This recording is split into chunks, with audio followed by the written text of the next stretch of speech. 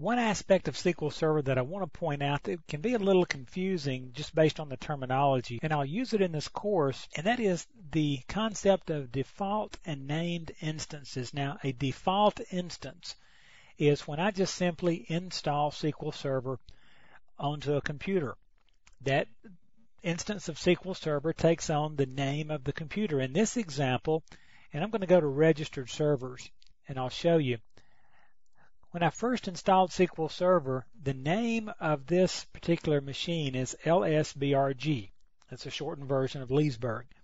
Now, that happened automatically. I don't get a choice in that default name. SQL just assumes that name.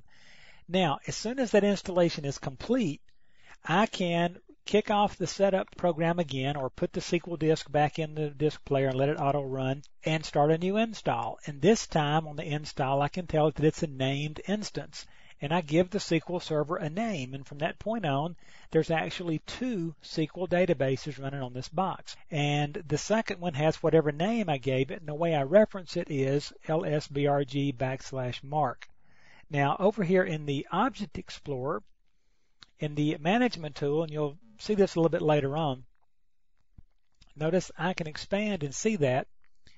I can also connect to another database engine, and notice I can choose in the server name that named instance and connect to it, and now I can see both of them. So I can see both SQL servers on this one box. Now that's a default and a named instance. Now let me show you this right quick. I've put my SQL Server disk back in. I'm just going to kick it off here. And if I kick off an install, you will notice that it's going to start the install process. I already have two instances of SQL Server on this box. I have the default instance, and then I have the named instance, which is Mark.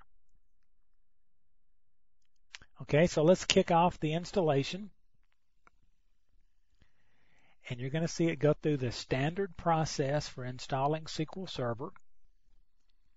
And yes, I agree to all that. And it's going to configure some components for me here. This won't take but just a second. Now, named instances are great for situations where you have legal requirements, where data has to be separated from other data and it can't be commingled. If you have different security requirements, if you have different collation and sorts and that sort of thing. So anytime you need two separate databases, keep in mind you don't have to have two separate boxes and all that sort of thing. You can run these on one box. Now do keep in mind that if you try to run two SQL Server instances on the same box, you are going to have disk contention and memory issues if you're trying to run two full-blown systems. But what a lot of people will do is run one as a kind of a test server, development server, and that sort of thing. So notice here that my installation is going along just like normal. It's running all of its checks. Windows installer is kicking off. It's preparing to install. And notice we're simply going through the install process again, just like before. No part of this will look any different than the original installation that you went through, and I'll say OK to all that. And notice components to install. I just want the database services. That's it. If I wanted my sample database, I could choose the workstation components, books online, and so forth, but I won't do that.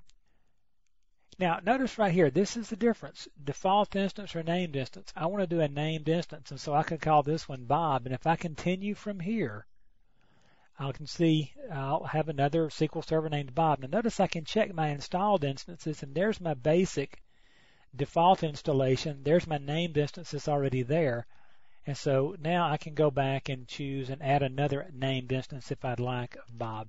So that's how to do a named instance, and that's what it is. You will hear about them quite a bit, and I just wanted to give you a clear picture of what's going on with named instances.